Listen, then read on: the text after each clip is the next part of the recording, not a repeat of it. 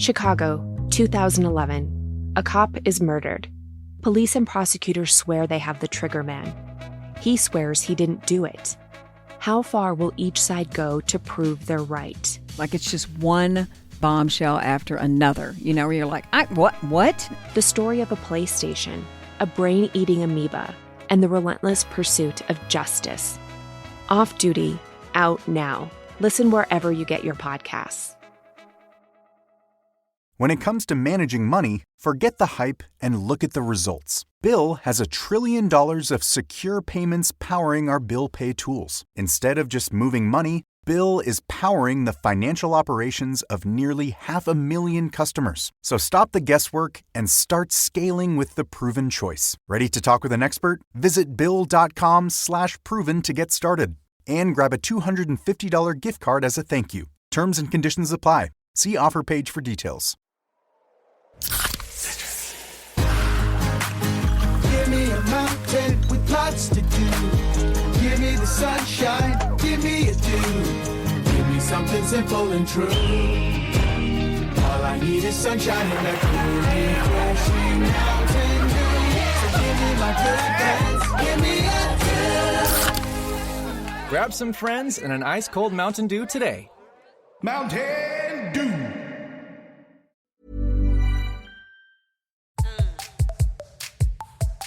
Hello and welcome back to the Psych Legal Pop Podcast. This is a podcast where we talk about popular culture through the lens of an attorney and a therapist. I'm Tess Brigham. I'm the therapist. And I'm Brooke Brigham. I'm the attorney. So today we are talking about Sister Wives, Season 18, Episode 9, Battle Lines Drawn. And boy, was this a doozy. I was just thinking, I was furiously writing the entire time, like pause, and writing. And I'm thinking, you wait till now to shove. We've had weeks of listening to Mary talk about moving her clothing business. And now we have tons of information and you're all just going to dump it right now. Like, you people really don't know anything about pacing. No, it's true. Like every episode has been so repetitive and it's like, okay. This episode was like, boom, boom, boom, boom, boom, boom. Like new information after new information after new information. Oh, it was a lot. It was. It felt like it was nonstop. Yeah. And, just also upsetting. Yeah. At how hurt these children are. And not just Christine and Janelle's kids, Robyn's kids. Yeah. I really felt for them. It's like, you know what? This isn't their fault. They're caught up in this thing. And Aurora and Brianna, they're just kind of like, what's happening? And, they don't have the benefit of, they're very sheltered. Yes. And so all they really know is what Robyn tells them, quite frankly. They have no perspective, and she's basically, sounds to me like she's just telling them all the time, oh, they don't want us. We've been kicked off the Brown family island. They're all against us. I don't know why they don't like us. And what did we do? And it's just like this victim mentality that she's instilled in them and they don't know anything different. Yeah. And it's like, this is screwing with them too. And, eventually it's going to be, and I'm sure that the younger two, Saul and Ariella, I'm sure that they're also already feeling this tension and it's only going to get worse, Yeah. Oh, yeah. It's really sad. Yeah. It really bugs me when I see people commenting about, listen, Aurora's not my favorite person, but it really bugs me when people were commenting on Brianna getting upset and that, oh, she's just like her mother. And I'm like, well, you know what? I mean, they're innocent bystanders. Bystanders here. And what people don't understand is that, these are your parents. This is your only way of living. We forget how it's just biological, it's instinctual for us to need to believe our parents, need to trust our parents. And so when you have a parent telling you something, then, it's very hard as a 15, 16, 17-year-old to like, let's think about this critically and let me think about this and wait, hold on, let me peel back the layers. That's impossible. It's just, I think that, yeah, you're absolutely right. I think they're very sheltered. I think all they hear is that their siblings don't want to see them and they're not important anymore. And so, they're walking around their each of their campuses thinking, oh, this person really across sad. the room doesn't want to talk to me. Or this person doesn't want to have anything to do with me. And so, okay, I'll just kind of keep my distance. I mean, I think it's on both ends. I think poor Savhannah and Brianna, each of them are sort of, right? Neither of them at this time are even 18. It's like they're both kind of, trying to figure it out. Like, who is this person to me that broke my heart that they go to the same high school. They pass by each other, don't acknowledge each other or look at each other. And Savannah's telling this to Christine and Janelle, and Christine and Janelle are just sort of like, oh, that's too bad.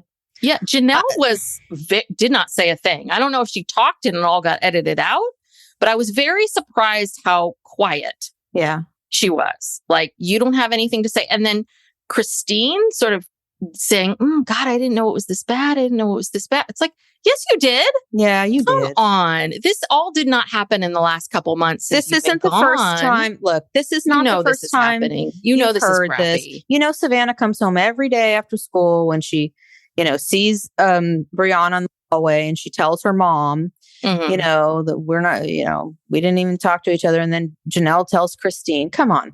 This was not the first time they had heard any of this. And it really felt to me like when Christine was driving this conversation at Garrison's house at the dinner table.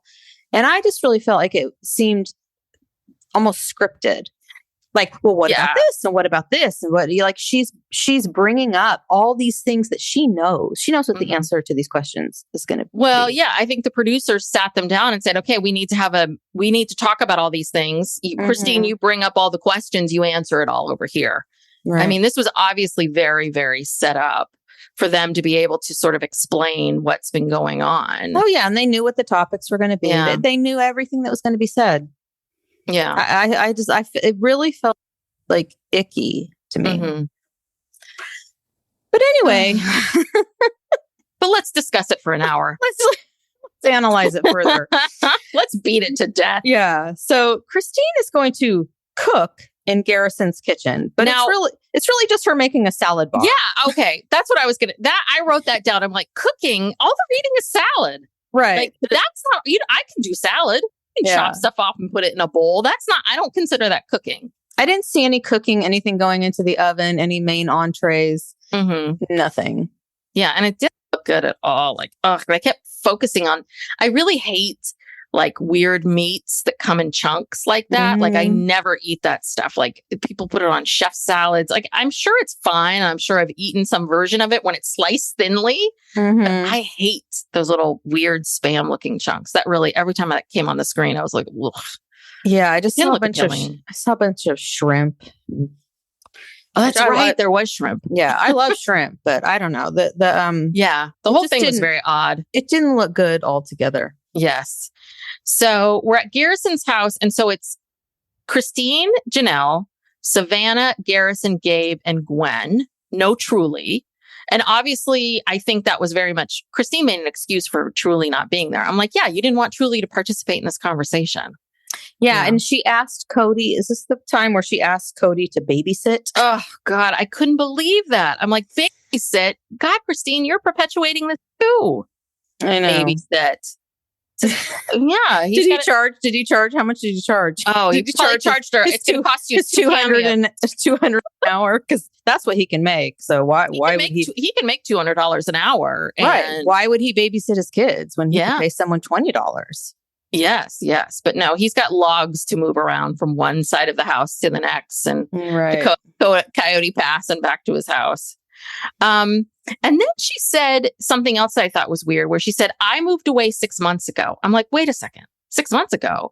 Weren't we just last week? We were in May for Janelle's birthday. Didn't she leave in the fall? Didn't she leave way before? Didn't she leave like back in September? I'm sure she did, because she would have wanted Truly to start school. Yeah. At her new school. So September. I was like, so 6 months? Are we We're going back in backtracking. time? We're going backtracking? We are. I think this is more like March. Yeah. There's something about this because apparently, and I read this something else. I don't know if this is true or not, but because I guess her anniversary with Kody is before May. Is in March. Yeah. Is in March. Oh, okay. So so this is all March. And that I thought was weird too.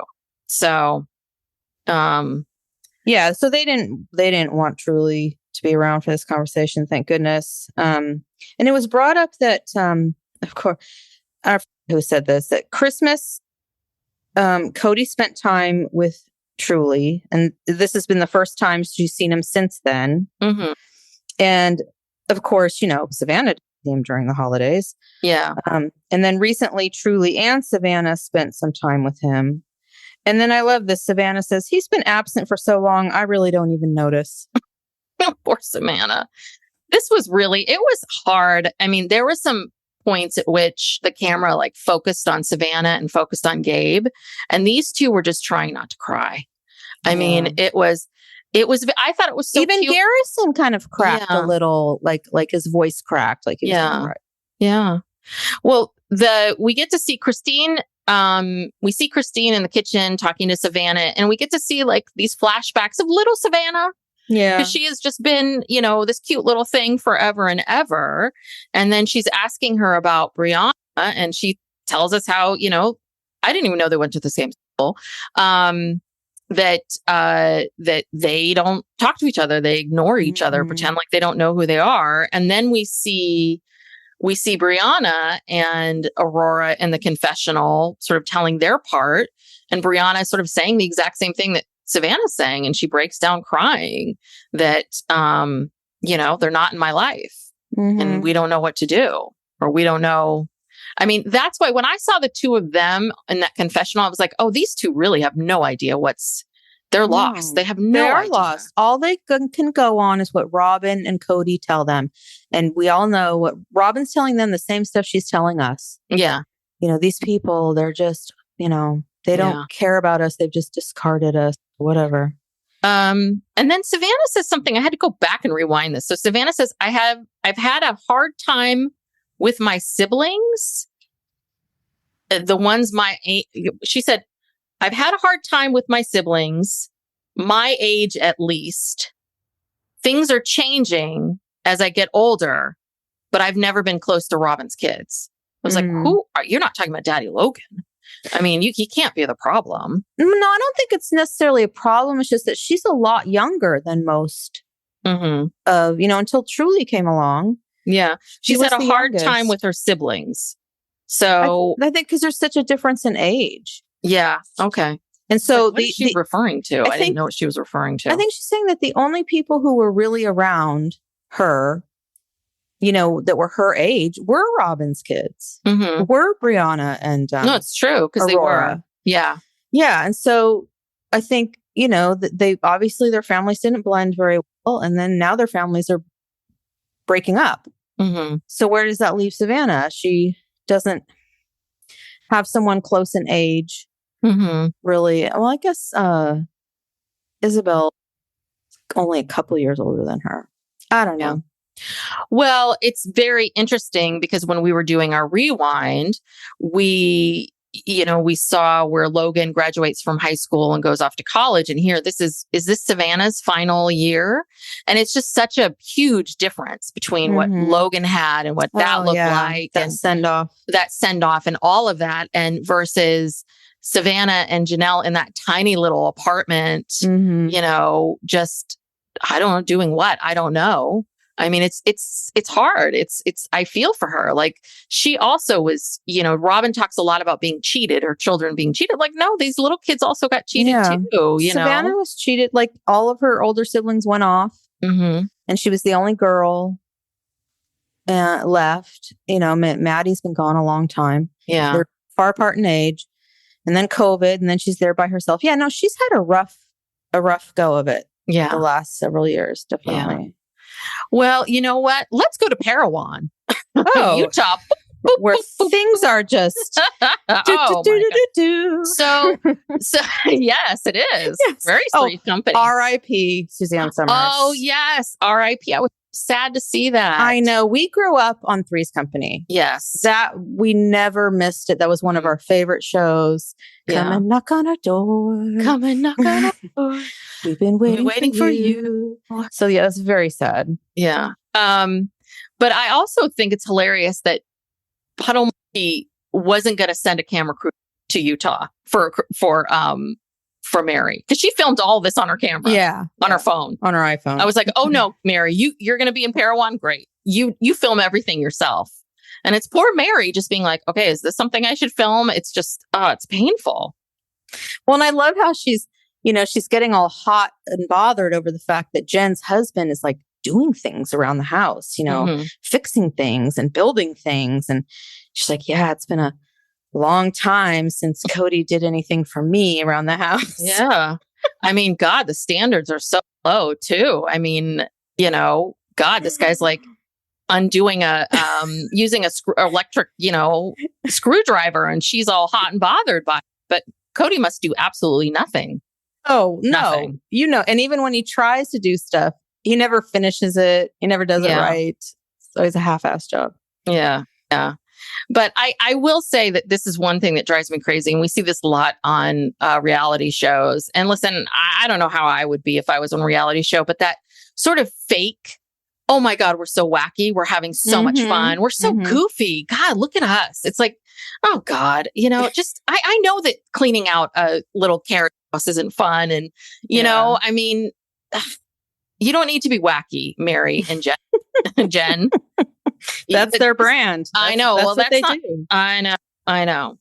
But we hear from Mary that she lives a very independent life, but she still feels her spiritual marriage is still with Kody. So she's still holding on for something. Give it a few more episodes. Yeah. But she said that with Jen, life is easy. This friendship is easy, unlike with her sister wives. It's like, okay. And then I don't know how this gets brought up about, I forget who brings it up first, about the favorite wife. I think Janelle says, this polygamy stuff just doesn't work when you have a favorite wife. Yeah. That's just impossible. And then Kody pipes in and he says, oh God, well, if a man has a favorite wife, it has to do with loyalty. Yes. He has to feel she's loyal to him. And it's like, okay, we get it, Kody. Yeah. Well, and that's what he said. Is he the one that said, if you have any struggles, it's because of the lack of loyalty? It was a little much. It was horrible. What's so interesting is I think that Mary, your relationship with Jen works because Jen works for you. And she seems to really kind of go along with what you want. Right. I think this is why it works for you, right, Mary. Like, that's why it's easy. You're paying her. Yeah. And I think Jen likes being in Mary's shadow, that she's adjacent, to quasi celebrity. I think she likes that. Absolutely. And then Janelle points out that, most men fail at this plural marriage because they can't, they don't really have the capacity. There's all this talk about how the women in polygamy, they have to get past these feelings of jealousy and this and that, and it makes you a better person. But somehow the men never really have to get past that. Oh, no, of course not. What, are you kidding me? and they're also not able to fulfill every woman's needs like they're supposed to be. Because to be fair, probably no man could. No, nor should you be looking for that. No. You should not be, your partner should not be fulfilling every need. Your friend shouldn't be fulfilling every need. It's like, this is why, once upon a time when we lived in more communities and tribes and groups and, when people weren't so scattered, that's what family, you went, you had a community. It was your church or your family or whatever it was that they would provide these other things. So people didn't look for their partners to fulfill everything. But, it's, I just think that when if these were friendships, this would be different. I just think that when you get sex involved and love involved, it gets very, very complicated. Yeah. And people's feelings just can't be the same. They just can't, you know? So then Gabe shows up. And Christine tells us about how Gabe and Gwen are going to live with Garrison, but Christine's very worried because of their very different political beliefs. Yeah. So I think this is Gwen and Garrison have very different political beliefs, but they seem to be fine. They're not fighting with each other on the dinner table. Like, I don't know. Well, as long as they don't start talking about critical race theory or something. Yeah. I think they're fine, but I don't know. Yeah. And I can't tell if she's talking about Gabe and Garrison, because Gabe, I don't know why he strikes me as more middle of the road, like not like one extreme or the other. But what do I know? I don't know the guy. Yeah. But I think he is a little more middle of the road, but I don't know. I just feel like, listen, Gwen is out. Garrison doesn't have an issue with that. Like, I get the sense that Garrison's like, just pay your rent on time, and that's fine. If you pay your rent on time, I'm not going to have an issue with you. Yeah, it's not like, oh, I can't live with you because we don't have the same political beliefs. I think it's not that dramatic. I think Christine is making more of this than really needs to be. And then, you know, Christine goes into this weird This is about Truly. Yeah. I thought this was, I was thinking about this a lot, trying to figure out, I was wrapping my brain around it, but explain. Well, so she says that Truly thinks that she has a really good relationship with Kody. And she thinks it's because, you know, she took Truly and left Kody and moved away before anything like too tragic happened. And so she kind of preserved their relationship in that place and time. And so therefore, forever, Truly's just going to think that, oh yeah, my dad and I had a fine relationship. Well, first of all, I don't think she thinks that now. I think she's a lot smarter than you give her credit for, Christine. Yeah. I think she can pick up on all the things that kids always pick up on. And trust me, when she gets older and she's able to process this more and she finds out more and understands more, she's not going to be like, oh, I had a great relationship with my father. This is just magical thinking on Christine's part. And she does this sometimes where she has these magical thinking moments where she just kind of goes into into another place. And I don't know if at first when she suggested this, I was like, that's really interesting. Like, is there something there? And then I was thinking, well, but eventually, yeah, she's going to get older. And of course, she's going to start figuring things out. And you can't stop time and people growing. And so I kind of kept back and forth. I think I understood what she was coming from, because I think what she was really this is what I got from it, which is, I think it was about expectations. It's almost kind of like by removing Truly and making her live in another state, she can really lower her expectations about how much she's really going to see her father and how much he's going to be in her life, so that when she does go into town and see him a couple times or maybe 4 or 5 times a year, it's kind of like, oh, this is great. Dad's quote unquote there for me, because each time I come into town, he wants to see me. He's so happy to see me. He's so happy to see me. And then we have these things. It's like having a long distance relationship. Exactly. You know, and so I can see that part of it. But I also thought that maybe, is this her rationalizing what she did? Because she did pick up her kid and move her to another state, you know, and that is, you know, being displaced. That is something, you know, when you have, you know, after a divorce, and when one person picks up and goes, it is, you know, it is on the parent, and it is their choice. And so I feel like Christine's trying to like rationalize something that she wanted to do, at her guilt. And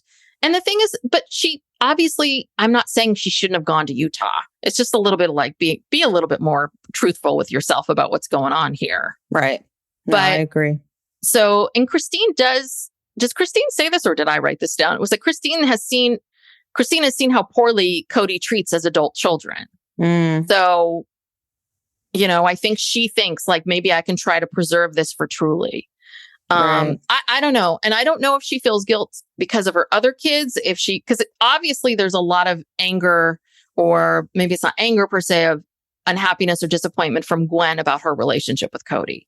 And it sounds like, maybe Christine, I don't know if Christine feels guilty that this is how it all ended up. I don't know.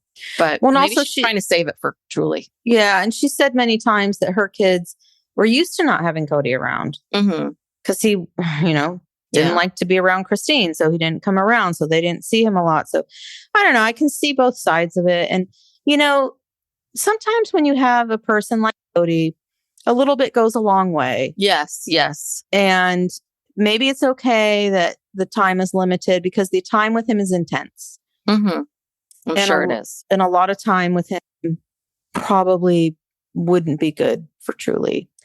I don't know. Who knows? God, God, we're getting into some really, these are hard decisions and difficult issues, But you know what? Cody doesn't agree with any of that.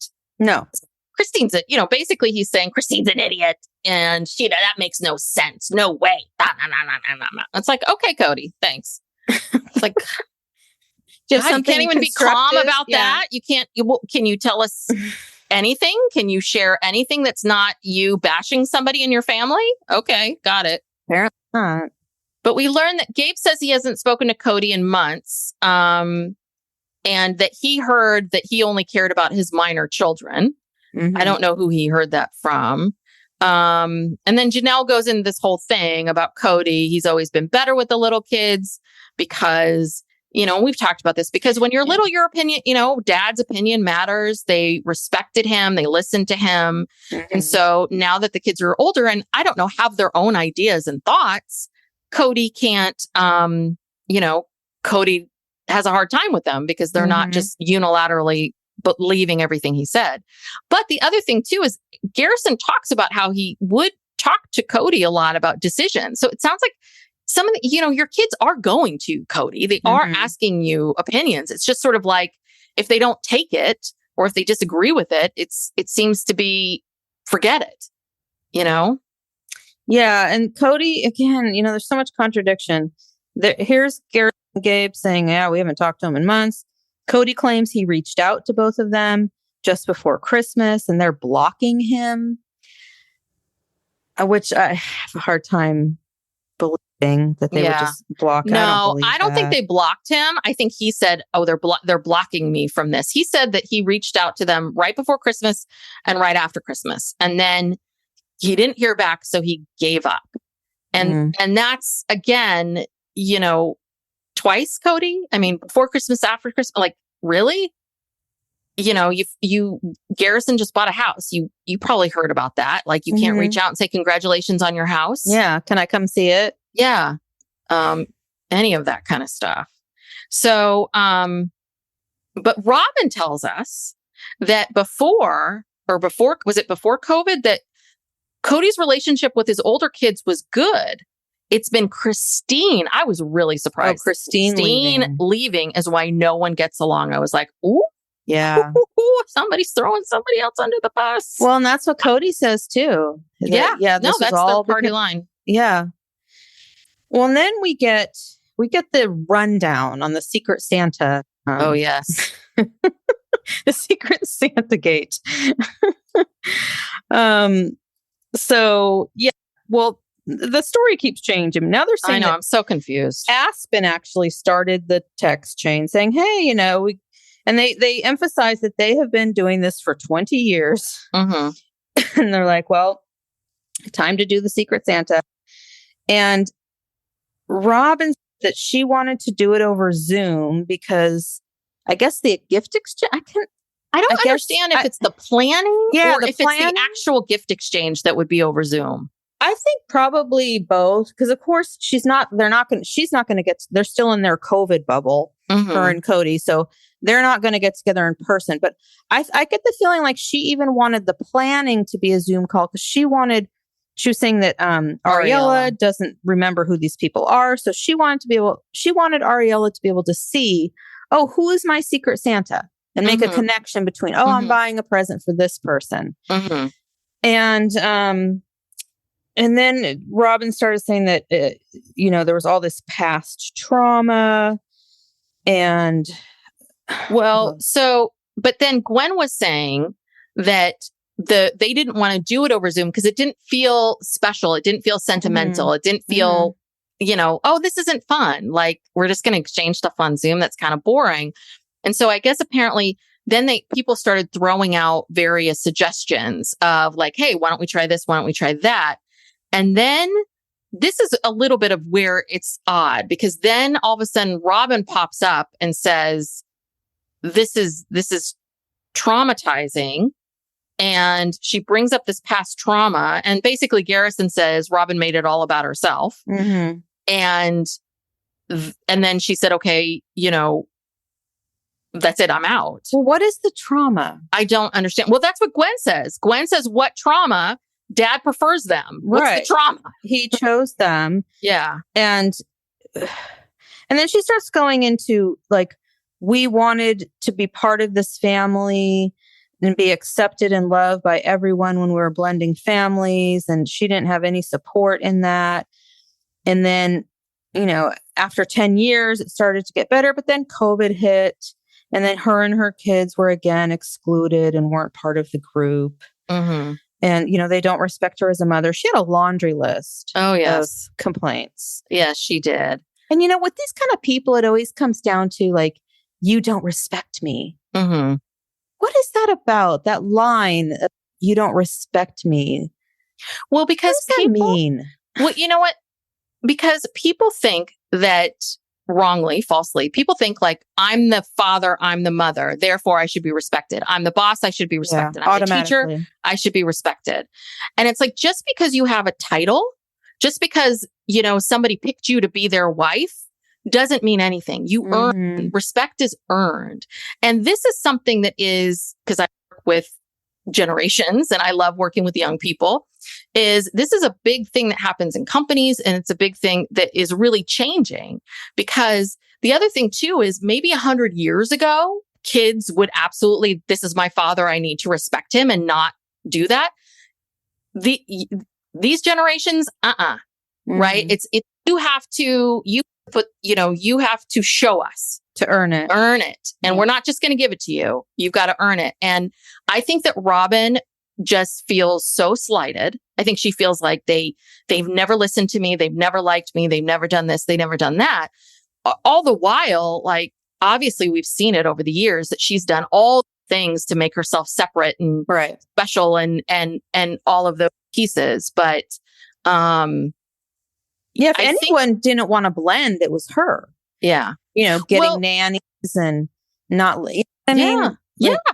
Yeah, you didn't want to blend because you never let these women watch your kids, or you never wanted to let them join in. You always kept yourself that way. Mm-hmm. But I do think it's interesting about this respect thing. I think that if you're somebody who doesn't have a lot to hang your hat on in life, like if you don't really have a big career, you don't have maybe children of your own, if you don't have certain things, that it's very, that, you're looking for some validation of who you are as a person. So if your one thing was, I'm this mother, then people put all their eggs in that basket and feel like, well, God damn it, I better be respected as your mother. It's like, go get a job, Robyn. Yeah. It's pathetic. But so then we see Aurora on the couch, and she says that before the text chain, Aurora heard there was negative things being said about her and Brianna. So again, and that they were not having Christmas with them. The other, but Janelle and Christine's kids were having Christmas without them, and not going to tell them. Right? Guess who told them all this? Yeah, it's either Kody or Robyn. Who else would it be? Like, so you're the one perpetuating this. This is what drives me crazy about Kody is, well, one of the many things, but his big thing has always been, Christine is bad mouthing me to my adult children, and it's like, no. You've been bad mouthing everybody to Robyn and to the kid, right? Like, no. You're not above her this, kids. Kody. Yeah. I can't remember if it was Garrison. One of them said that Robyn said, after she got exasperated about this on the text, she said, because you're not respecting us, we're not having Christmas with you. So she was the one, according to them, that said, no, we're not having Christmas, and not the other way around. Then she just tries to spin it and say, oh, they don't want to have Christmas with us. Yeah. So that is, God, I just wish someone was there to ask her that question of like, how does that work, Robyn? If you then said you don't want to have Christmas with them, how do now Brianna and Aurora think that they're having a secret Christmas and not inviting you? Right. You know, there's something off about this.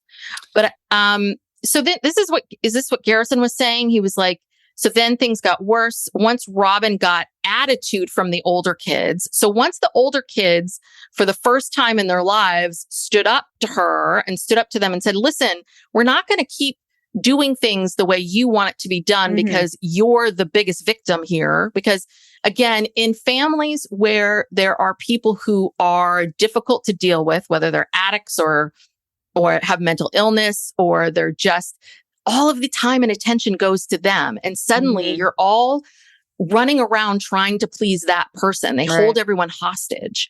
And I don't blame these kids for being like, we want to enjoy our lives. Like, goodbye. You know, I don't want to do this. And so she felt defeated.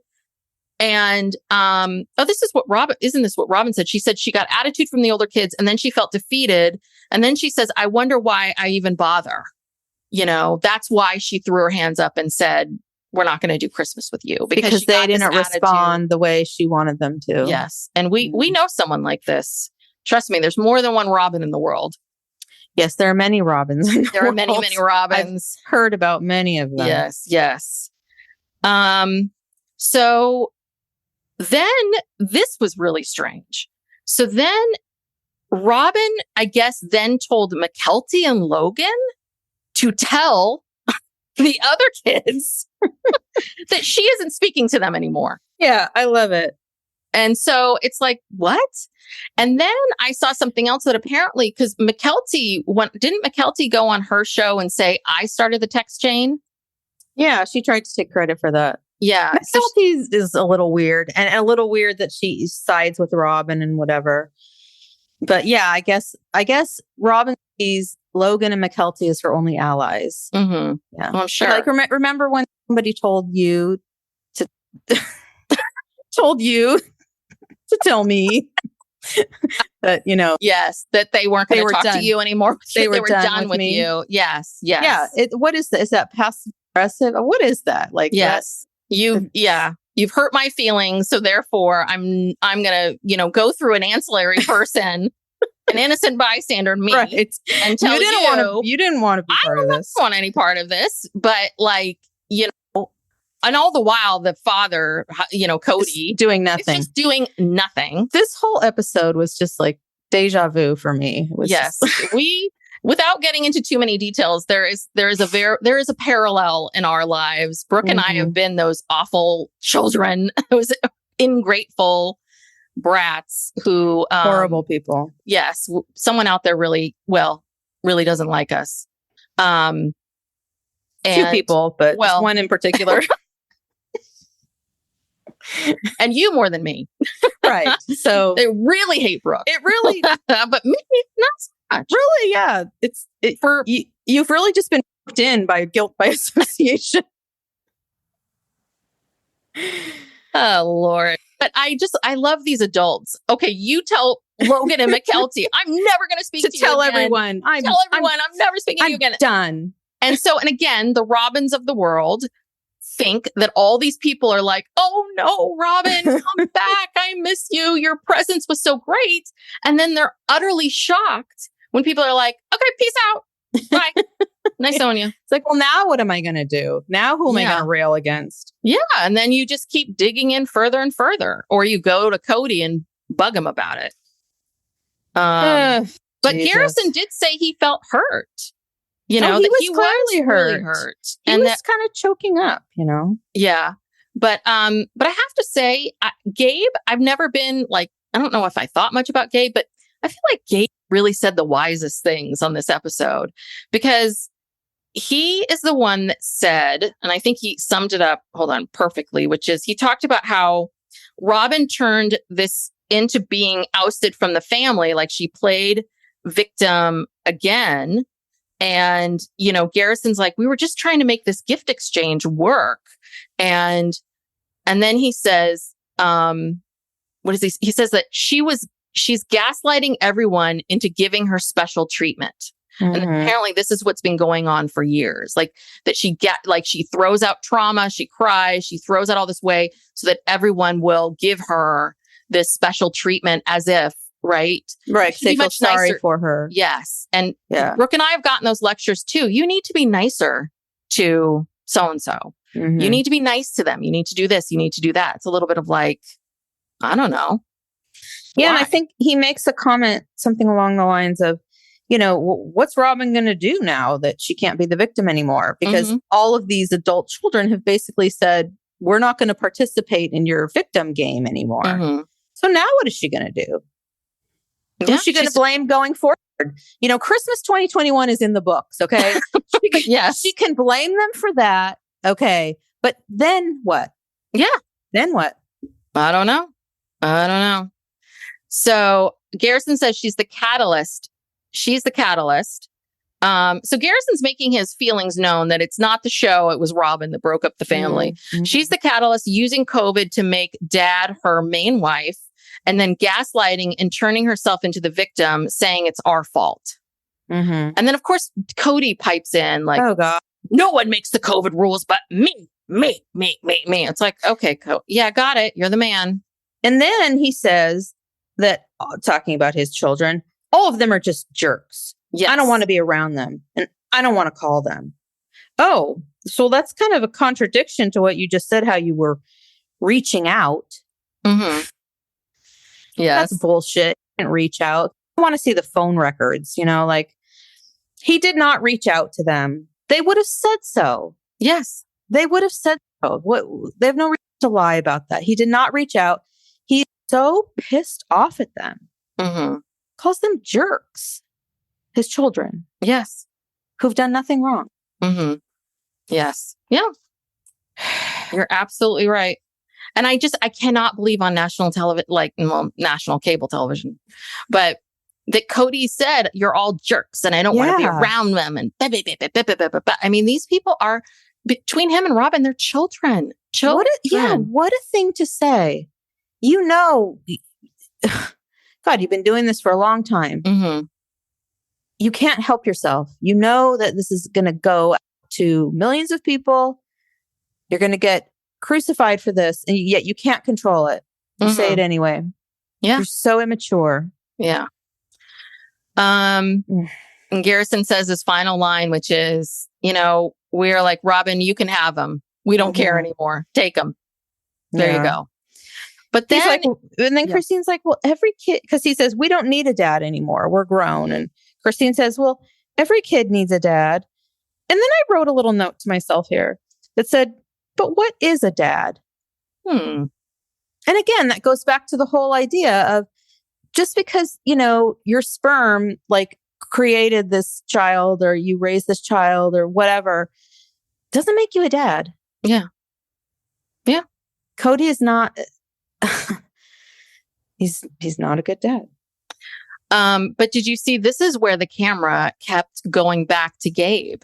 And he just looks heartbroken. I know. Utterly heartbroken. Because I think that Garrison, I don't know how much older Garrison is than Gabe, but I think that obviously Garrison is a little bit older. I think he's worked through all these things. This is where he's at. And it's really hard because I don't think this is where Gabe is. Because Gabe, would like to hear from Dad, or Gabe would like this to be different. And that was just heartbreaking. But, Christine the entire time being like, oh gosh, oh, that's terrible. Yeah. Oh, it's like, come on. Now, but what about this? Tell me about this. She's keeping the conversation going with her, cue cards, or somebody's telling her, okay, now ask about this. Yes. But I guess Janelle and Christine did admit, right, that they didn't do a very good job merging the families well. And Christine, of course, brought up the fact that she, Christine was, that Kody kept telling her that she was bullying Robyn. And then, of course, Kody denies all of this. And, no, she was a crap sister wife. And Christine So one thing that Kody has always said, which I think is kind of interesting, is that he's always said that Christine would trash talk Janelle and Mary all the time. And I really would love to know what this is all about, because what does that mean? I would. Talk. So, because he has always maintained that Christine is not a good sister wife because she would trash talk the other wives.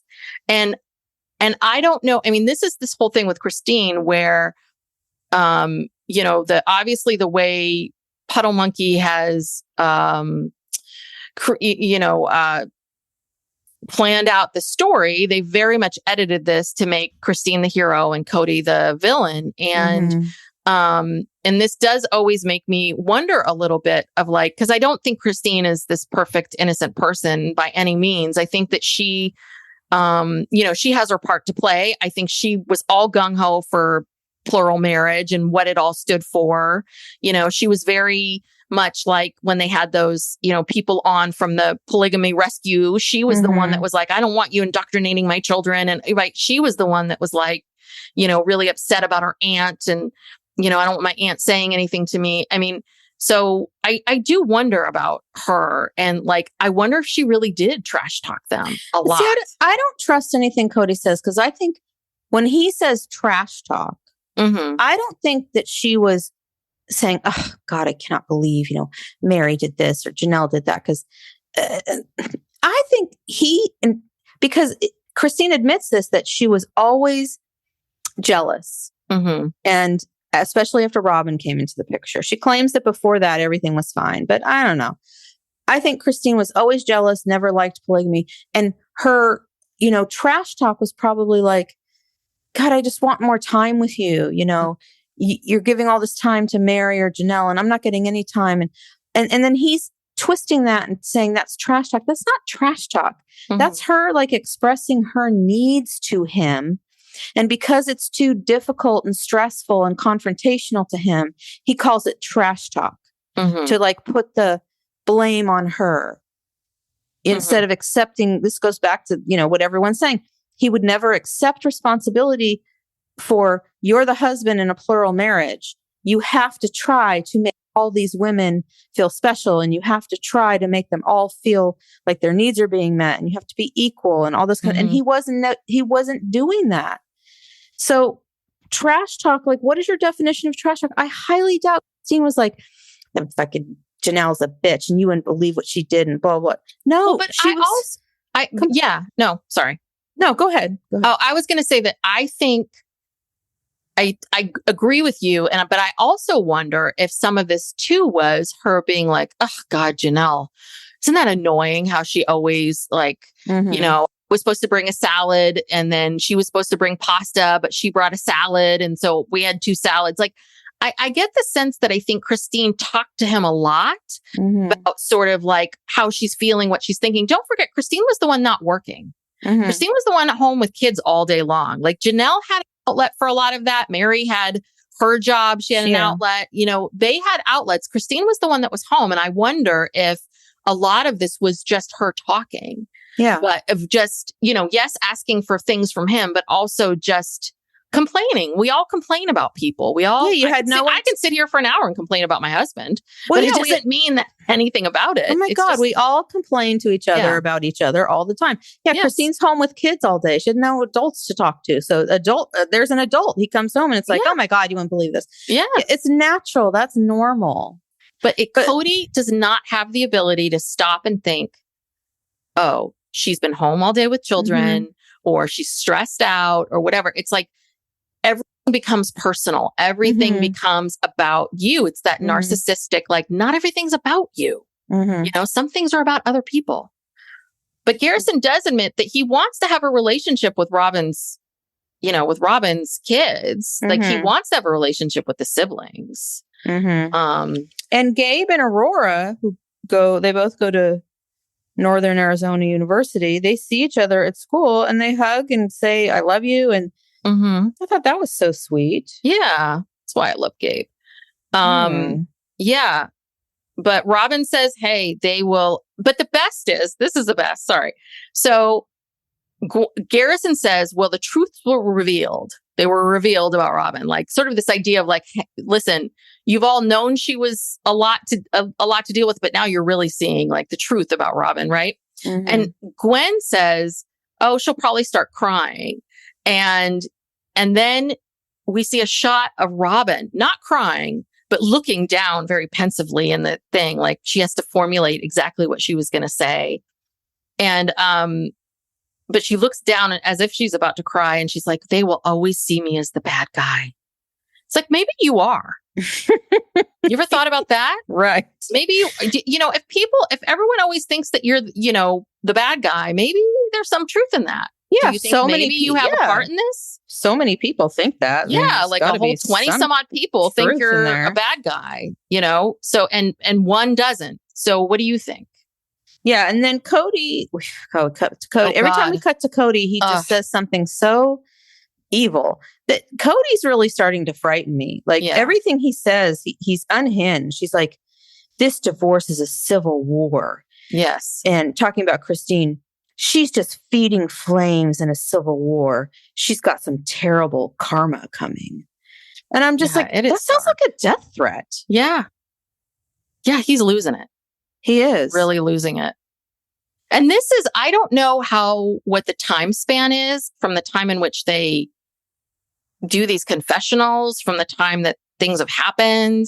But that's the other part of it too, which is like, you've had some time away from this, Kody.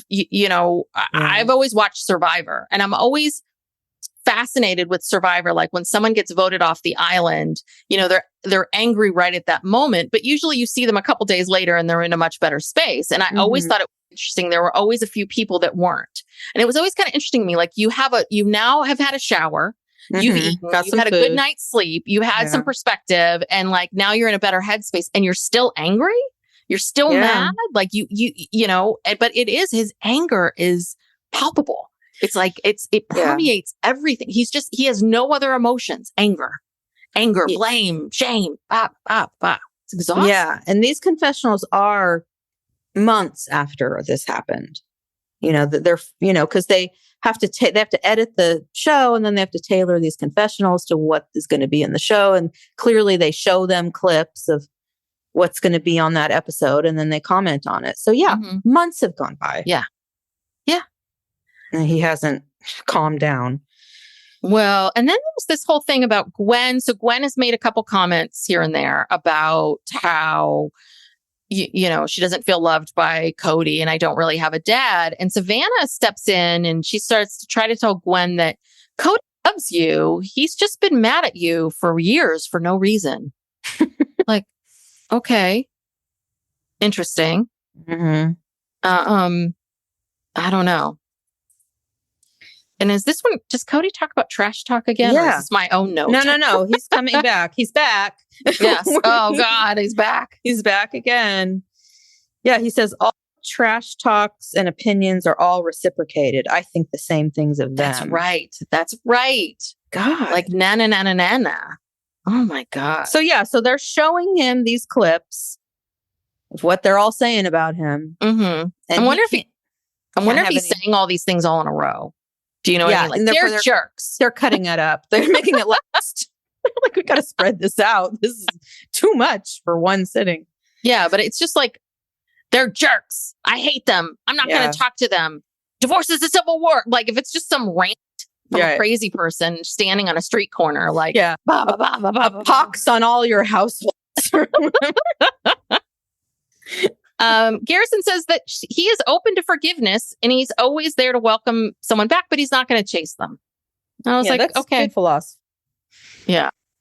And then this is when Christine thanks them all for allowing her to cook for them. And I'm like, what the? You're just eating salad. And then they have their key lime pie. Oh, yes. They have their, yes. Which you didn't even cook that. You didn't even make that. Janelle went and picked it up. Yeah.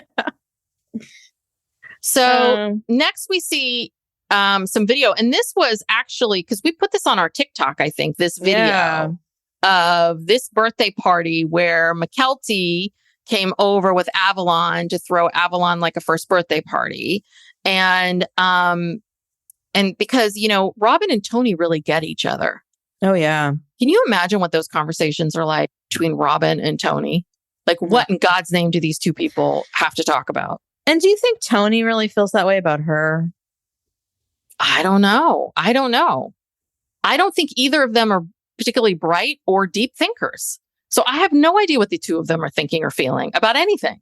Yeah, I don't know why they continue this stuff with Robyn and Kody. Whatever. Well, I did think this was interesting because I didn't know this before, which was, I guess, about the time that Robyn came into the family, Mykelti was having a really hard time with her older siblings. And I do think that Mykelti's always been a little quirky, like Gwen. And so she's had a harder time with things. And then I guess Robyn saw that and really focused a lot of her attention on Mykelti and telling her how awesome she is. And that gave her a lot of confidence. And what I think really interesting is that Christine's able to see that. See, this is the difference between Christine and Kody and a lot of these people is like, that Christine is able to see things in shades of gray of like, I am very grateful for Robyn when she came in, she focused on Mykelti and that gave her a lot of confidence. And I'm fine with them having a relationship and I'm not going to stop any of that. But unlike Kody, I mean, Kody can't see, he could never, ever, if Christine was nice to Brianna, he could never see this the same way. No. I mean, never. No, I think Christine is very generous. Bring Brianna into her world. Yeah. Trash talk me.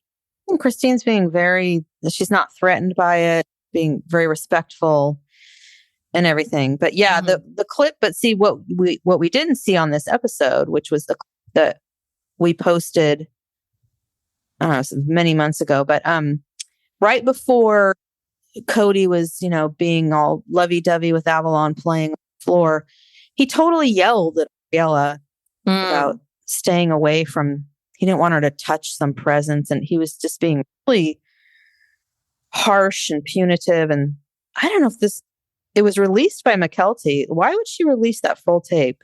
That's I don't know. I don't Maybe know. she took it Mykelti doesn't down. make a lot of sense. Because, why say that you started the text chain? Why be the go-between? Why would you're like, if Robyn came to me and said, tell your siblings I'm not talking to them, I'm done. I don't know if I would run and do that. No, I'd be like, you can tell them. Yeah, I'd be like, okay. I don't. No, Mykelti's weird because, on the one hand, she's trying to be all, have this relationship with Kody and Robyn and give them the benefit of the doubt. Yet she has this Patreon where she goes on Patreon and she spills a lot of stuff. Mm-hmm. I just think she just likes attention. Yeah, I do too. From whoever. Yeah, I do. Yeah. And I think that Robyn and Kody are really nice to her. And I think that, Robyn has a bit of, I don't want to, I'm not quite sure, but Robyn has some traits of a, what they call borderline personality disorder. And something that borderlines do a lot is they split and they pit people against each other, or they love and hate things. They either love you or hate you. This is a bit of what happened with our particular situation. You were bad, I was good, right? And they split. And I feel like, I wonder if when Robyn was telling the story and Mykelti were talking about it, I was wondering if, like, did Robyn set her sights on Mykelti of like, I'm going to make one of these, make this one person love me, right? Because I think she isolating thing. She could tell she could manipulate Mykelti. She could sense that. Oh, okay, I think I can get her to go along with me. Yeah, well, but because she was struggling and had a hard time, and she's like, oh, good, I can zero in on her and really get her to play this game. Give her attention. Yeah. So next we see it's Christine's ex anniversary. And so apparently then this is also out of whack, right? Because something else I was reading too was that, okay, so these are your friends that you made from planning Isabel's graduation party, which happened in June or May of 2021. This is now March of 2022. And these are the only friends that you have in all the time that you lived in Flagstaff, these 3-4 women. Well, and they barely know her. They're asking her questions like, okay, now what's your husband's name again? Or what? Who? Yeah. I mean, I couldn't figure out if, okay, were they, do they really not know her at all? Or did did Puddle Monkey say, okay, you've got to start asking a bunch of questions. Like, we don't want to hear you talk about, the weather. So talk about Kody or whatever it is, or talk about the marriages. I don't know. It was the strangest scene. And Christine is acting like she's doing this so that she can introduce Janelle to these people. So Janelle can have these friends, because Janelle actually lives in Flagstaff with these people. Yeah. And Janelle looked like she could care less. Like, yes. She did not want to be there. She was really not engaging in small talk. Anytime someone would answer her or ask her a question, she'd sort of be like, oh, yeah, whatever, I'm fine. She's not interested in being friends with these women. Yeah. They needed something. They needed to bring something. They had to include the X anniversary or whatever it is. I don't know. It was weird. It was a weird scene. And then Kody calls Christine during dinner, which again, I've seen some things online about this too, that people feel like, okay, come on, he knows that they're filming. He knows, or did the producers tell him to call or something? It seemed odd. He claimed he was calling because he knew she was in town, and that's calling right, to see if he could see Truly. I don't know if Truly was with her or not. And I don't even know if that was really him calling. Who knows? It seemed very set up, because I mean, normally if you go into a lunch like that, you're filming, you'd have your phone turned off in your bag, but somehow Christine knows she's getting a call. Yeah. It seems so fake. That whole scene was such fakery. Yeah. And it did nothing for the story to move anything along. Yeah. Cause it's mainly just these women asking Janelle and Christine questions that we already know. Like, the audience already knows this. We don't need to know this. We don't need to know this. And they know it too. You don't think they've gone online? If you were asked to be on an episode of Sister Wives, even if you'd never seen an episode in your life, wouldn't you go online, do a little bit of research? Well, come on. You're planning a year ago, at least when you were planning the party, you're like, wait, who is this woman? And wait, she's on the show? And yeah, it made no sense. But Christine then says, this is interesting, where she says she knew the marriage was over. I guess it sounds like more than a year before it was really over, because on her last anniversary, not this past one, but the one before, for her gift, she didn't want to be anywhere near him. She didn't. My gift is, I don't want to see you, Kody. And that would be great. So she was like, I don't want to see you or deal with you. And she said that on my birthday. I'm like, wait, so for your birthday and anniversary? Like, you did not want to see him? No. Well, she said that once he told her they were never going to have an intimate marriage, she said, I don't ever want you in my bed again. And that's when she decided, just when she started making her plan. And from that point on, it was just like, okay, I've got to get my shit together. I got to make a plan. And now she's like, I'm a big fan of divorce. It feels great on the other side. Everybody, just get a divorce. It's great. Yes, yes. Janelle's just sitting there like, I don't care. This doesn't bother me. Well, I'm not in a great place with Kody either. So I don't care that they're talking shit about him. But she was like, I'm not going to spill the tea. She was very much like, listen, I don't know these ladies. I don't know what's going on here. I'm not going to reveal myself too much to these people. But she's like, I don't care about Kody that much, but I'm not going to be honest with them. And then somebody gave Christina Smash the Patriarchy mug. Oh, God. But you know what? It was in a plastic bag. They got that on the way there. You know what I mean? Like, oh, crap. The producer handed it to one of the women. It's like, here, give this to Christine, please. Yes. Well, Janelle says that Christine and Kody didn't break up because of polygamy, because lots of people get divorced. And I agree with you. But Christine also says her tipping point was seeing how Kody treated their kids. Yeah. And that's, I think that's a lot of divorces. Yes. That is a big tipping point. But then we've got Kody again. Oh, yay. Kody for one last time to say, Christine forced herself into my life and insisted we be married. Oh, really, Kody? Did she hold you down? Yeah, was a gun held to your head? Yeah. Were you held down and someone put a gun to your head and said, you have to be married to this woman and stay with her and remain married to her in the spiritual marriage for over 20 years? Really? His story was always that he brought her in because he felt that she could be like this calming influence, between Janelle and Mary. Now it's another story. Now she begged him, forced herself on him. Yes. I think, and I really am not comparing.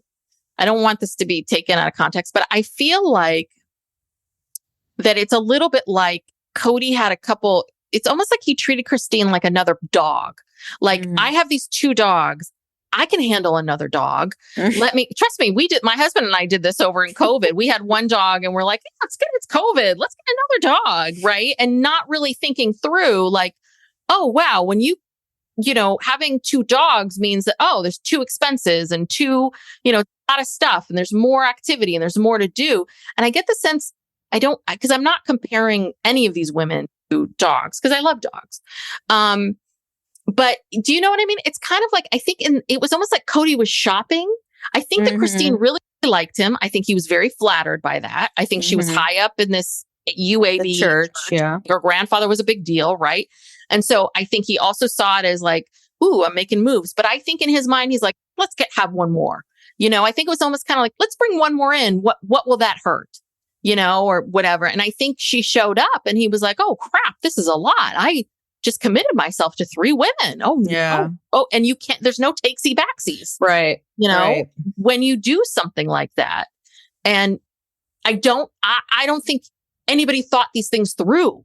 I think they just didn't think it, but they jump into these marriages and like, okay. And then what's the solution? Let's get another wife, Well, yeah. Well, including Robyn, because, flashback to, this was said earlier in the episode, Robyn tried to say, now I don't really believe this. She tried to say that she's something like she was not invited into this family, or this family didn't particularly want her, that she wanted them more than they wanted her because she really wanted a stable family and home for her children.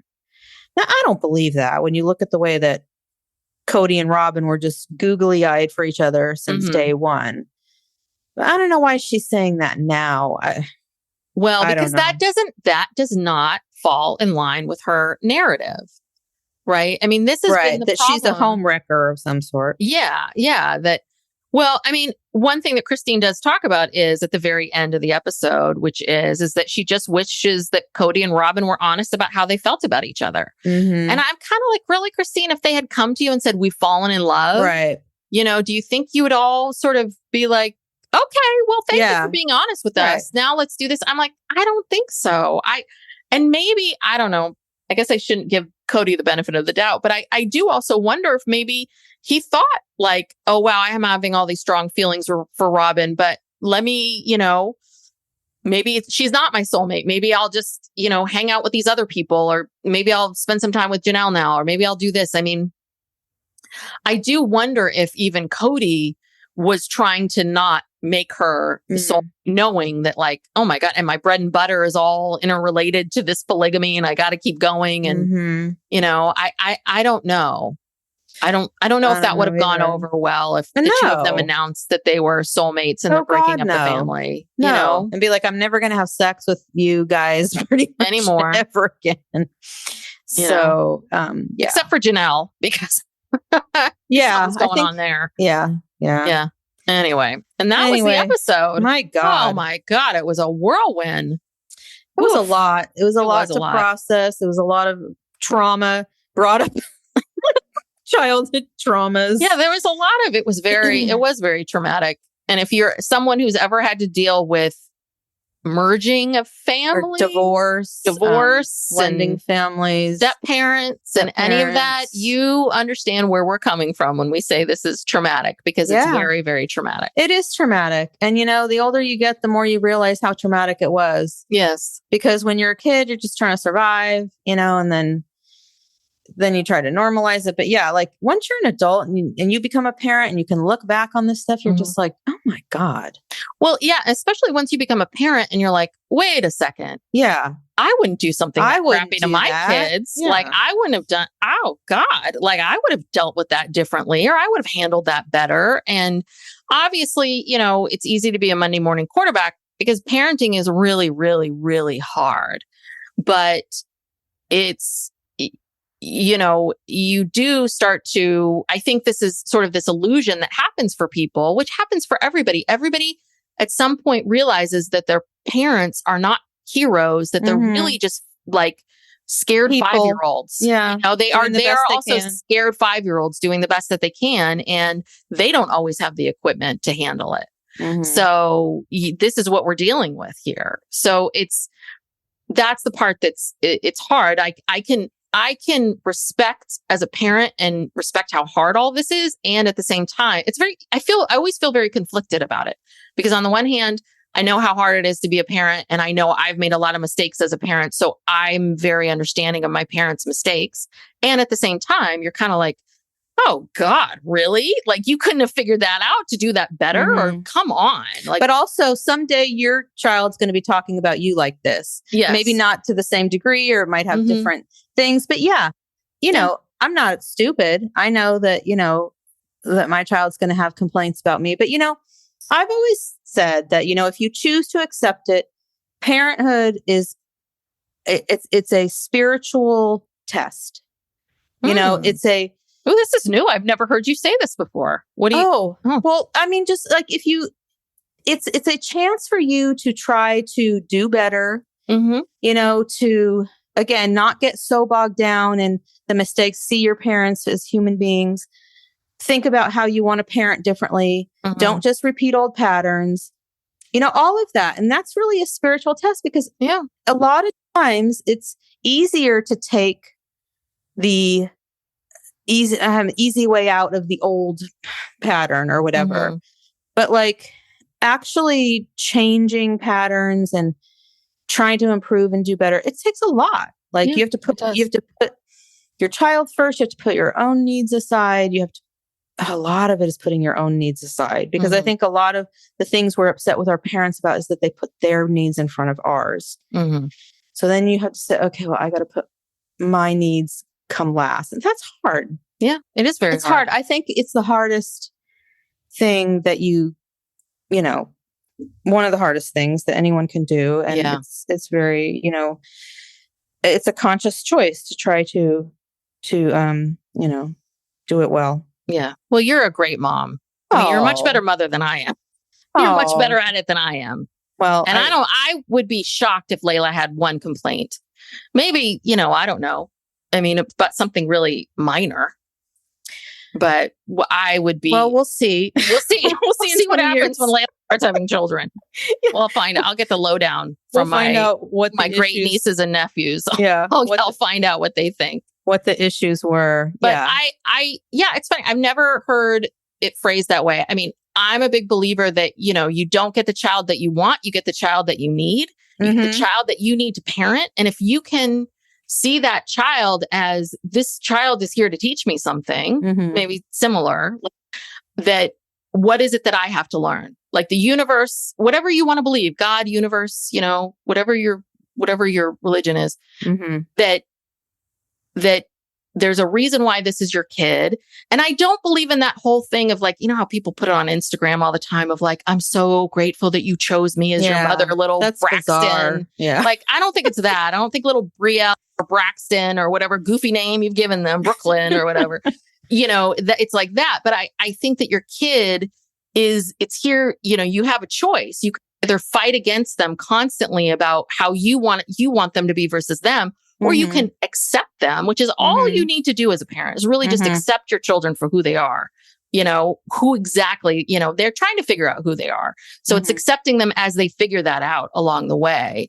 And if you accept them for who they are and parent the child in the way in which they need to be parented, not how you wanted to be parented.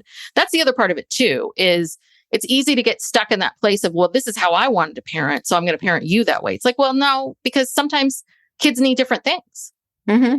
And you have to parent the child in the way in which that it works for them. Yeah. And, you parent the child that you get, not the child that you want. You get what you get and you don't get upset. That's right. Kody. Well, and this all comes back to the whole point of this discussion. Kody couldn't even comprehend anything that we just said. Like, he is so into himself. It is all about him and his children obeying him and his sacrifices, him, being loyal to him. He feels like he has the sacrifices. Like, he feels like, he really does. He feels like the victim. He feels like, I have sacrificed so much. I've sacrificed everything. Yes. And this is how you're all going to repay me. And you're like, what? And these women haven't sacrificed anything. These children haven't. Everybody sacrificed something. Yeah. You know, everybody. And I also just don't think it's physically possible for one person to parent that many people well. No. It's just too much. You know, people only have so much bandwidth, so much time. I mean, it's almost like he was set up for failure. You know, even just having Christina and Janelle, even just having 6 kids, my God, that's a challenge. Yeah. You know, and they don't really have a very supportive partner. So they're kind of, you know, doing a lot of it themselves. But now Kody has like 17, 18 kids. And just because your kids grow up, you still need to be in their lives, pay attention to them, have a relationship with them. That's still work. Yeah. It's just impossible. Yeah. No, it is impossible. And and that's the part where I think what happens is when people get worked up about polygamy, there's this idea of like, you know, this, like, the criticism against polygamy has nothing to do with the religious piece of it, or, you know, whether or not I want to interfere with someone wanting to marry many people at the same time. I could give 2 shits about like, you can have 15 people in your bed. I really don't care. The problem with polygamy comes down to exactly what you're talking about, which is that one person cannot be this to so many people. And, you know, I'm sure you have friends, like I've heard this from friends that I know who grew up in houses where there were one of 6, and they would say like, yeah, you know, there wasn't enough to go around. Yeah. I kind of got lost in the shuffle, or, you know, because I was the firstborn male, this is how this felt, or because I was this, or because I was the firstborn female, I was taking care of everyone. Like, you know, what I always heard from people who were in these really big families was that they just felt like they got lost a lot. And that even though maybe the parents probably were working overtime trying to meet everybody's needs, they still felt really lost. Yeah. Yeah. I've heard the same thing. So, yeah. So one thing that I thought was really interesting, I was reading this People magazine article about Christine's wedding. And one of the things they said about David was, and I was like, oh, they're trolling Kody. They basically, David has a lot of grown children, adult children that live outside the house that he remains in touch with and very friendly with. Oh, they pointed that out. I was like, oh, this is interesting that we're telling this about David. Like, okay, People magazine. Noted. Yes. So do we have any gossip or anything? Oh gosh. God, there's been so much of the, you know, the aftermath of the wedding. And I think Gwen, so I guess Gwen was the only person other than Robyn's kids who did not come to the wedding. And there's been a lot of speculation as to why, but I believe she came out and said that she told Christine in advance that she wasn't coming because she had an organic chemistry midterm, like in the middle of all that. And she was dealing with moving into a new mobile home. And, you know, some people are speculating it had something to do with Peyton. I don't really think so, because like I told you before we started, they both went to Logan's wedding and managed to coexist. They, you know, stayed apart from each other. I don't think it's a Logan thing, but I don't know what it is. But she does seem to be a little miffed with her mom. She has said things like this whole thing with her mom being portrayed as the hero and Kody as the villain, and that her mom wasn't, you know, her mom didn't behave the best during the whole divorce thing. And another reason why they think she's angry is because so at her wedding or wedding reception, whatever that was, she was upset because they were filming and it kind of it was all about, that was the first time that Kody and David met. Mm-hmm. And so the whole focus of that event and the filming and everything was David and Kody meeting for the first time. And she felt like it detracted from, like, hey, this is my wedding. Mm-hmm. And she really wanted it filmed. And so it seems to be a combination of things. And I just think it's sad, like, that she wasn't there. She's the only person. So I don't know what's going on there. Yeah, I think there's a lot more going on with Gwen and Christine. I think that Gwen has some resentments. And even though maybe if she's not going because of Payton, I can imagine on Gwen's feeling of being resentful towards Christine for not protecting her. Mm-hmm. I mean, it's like, here's this brother who's, I don't know exactly. Again, we don't know what happened. We don't know exactly what happened, but obviously something happened. So I can imagine that Gwen felt like she wasn't protected or her needs weren't being met. And I can imagine that coupled with the fact that, Christine, I think, has been very involved in herself and this divorce and all of this. Like, I don't think Truly's probably getting the, I feel like Truly's been a collateral damage of all of this too. Okay, Truly, come here, go there. Do you see what Truly was wearing at the wedding? Oh yeah, she's a bit of a badass. Yeah, I loved it. I was like, look at you. That was like a pantsuit kind of. Yeah, with this like crisscross top, and then it's like this purpley blue, and then she dyed her hair. Yeah, and then she was wearing sunglasses, but she wouldn't take off. I was like, good for you. She was just like, I got to get through this. Yeah, no, it was very cute. Yeah. She's a one of a kind. She is special. Yeah. So any other because you know what we forgot to do? We forgot to announce that we're changing the dates. Oh yeah. Well, people figured out. Hopefully. Yeah. It was just too late on Sunday night to record. We were too burnt out and tired. We had to. Yeah, we watched the show from 7 to 8, and then we would record at like 8:15, 8:20, and Sunday at 8:20, I'm in bed. I was exhausted. So we didn't feel like we were doing a very good job because neither of us felt awake. So this is why we changed the dates, which is what we were doing before. We switched everything around to accommodate Sister Wives and to accommodate at the time and just like that. But now we're moving to Tuesday, Thursday. Yeah, so Tuesdays, be flexible. Yes, be flexible with us because we have full-time jobs. So the Sister Wives is going to be on Tuesdays now, and Thursdays will be for this week. It'll be Love is Blind, the Love is Blind final episode, the weddings and the reunion. Which that was a doozy. And then next week will be next Thursday will be the Supermodels documentary. Yeah. Supermodels. Yeah. So I think we'll do documentaries until this season of Sister Wives is finished, whenever that is. And then we'll go back to our rewind and something else. I'm sure there'll be some other show that comes on. Yeah. But I know that people have been really wanting, because I keep seeing it. I see people going, oh my God, is anyone doing rewind? This season has inspired a lot of people to go back. So maybe we should keep going. I don't know. I know it's a lot of Kody. It's a lot of Sister Wives. We can switch back and forth, I guess. Maybe in a couple weeks. Yeah. Because we have some stuff already in the can. And then after that, maybe we'll go back in a couple weeks to the rewind. Anyway, sorry, I was supposed to announce this at the beginning of the episode. Oh, that's and okay. I totally forgot. Just said we got on a tangent of our parenting episode, our parenting podcast. Maybe we should do that next. Let's just give you our views on parenting. Yes. Right. So anyway, they did have a kind of mid-season trailer kind of thing at the end here. Oh, they did? Yeah, they said it was like still to come. No, you're right. I did see that. Sorry. Yeah, and Janelle says, my marriage is not good. I really don't think I'm married anymore. I love how this is how Janelle gets divorced. I know. Like Christine, it's a whole thing. We've got porch visits. Right. Conversations. Conversations. Janelle's just like, I'm not married anymore. I'm out. Bye. Mary is happy at the B&B. That's her safe space. Kody goes over to Janelle's new apartment. I guess she gets a little upgrade of an apartment, and he just feels like he's not welcome because he's not. Yeah, you're not, Kody. Nor are you going to stay there. I mean, God, if she like rolled out the red carpet for you, would you even stay?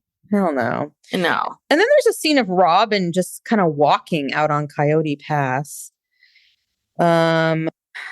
What else? Oh, Kody again tells Mary he has no desire to be in a relationship with her. And she finally kind of says, it's not fair for me to be alone like I have for years. Yes. This is what I was saying before. Yeah. What Robyn's doing to her is really, it's fair. It's cruel. Like, this is supposed to be your friend. Be honest with her.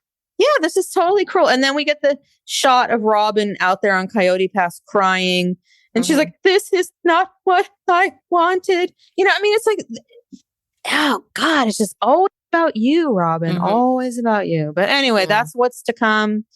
So if this is if we're 9. Like halfway through episode 9, so we're going to have like 18. We're going to have roughly 8 or 9 more episodes. Plus, I believe so. Yeah. This is supposed to go. This is supposed to go till January. Yeah. That's like over 2 months, like 3 months. Yeah. So it's like, thank God. Yeah. Into January, mid to late January. Yes. God. Yes. I don't know. Thank God. I don't know if I can take this emotional trauma. Yeah. Well, let's hope we're going to move on from this and we're going to move on to other topics. I don't know. Let's hope. All right. Well, all right. Wrap it up. I will. So if you like this podcast and you haven't already, please give us a 5-star rating. And if you feel like leaving a review, that would be great as well. We are on social media at Psych Legal Pop, TikTok and Instagram. And hey, if you like this podcast and you're enjoying us, please subscribe. That way you don't have to, you don't have to track down the days in which we're going to be here. Just show up in your feed. Yeah. And I think that's it. Yeah. Yeah. Thank you. If you've made it this far, God bless you. We love you. Yes. Good night. All right. Good night. Bye. Bye.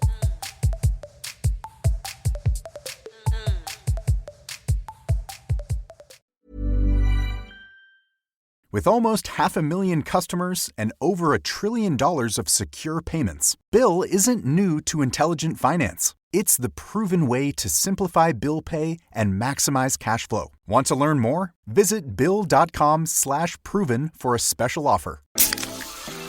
Pepsi Prebiotic Cola in original and cherry vanilla.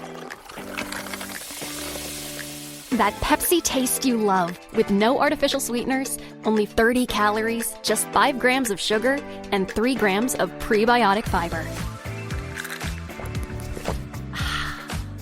That great Pepsi taste with even more to love. Pepsi Prebiotic Cola. Unbelievably Pepsi. Looking for a fun night out? K1 Speed puts you behind the wheel for an adrenaline-filled time you and your friends will never forget. Off the track, the fun keeps rolling with arcade games, great food, and drinks. They even have private party rooms for your birthday parties and corporate outings. Race hard, laugh harder, and claim your spot on the podium. K1 Speed. More than racing, it's an experience.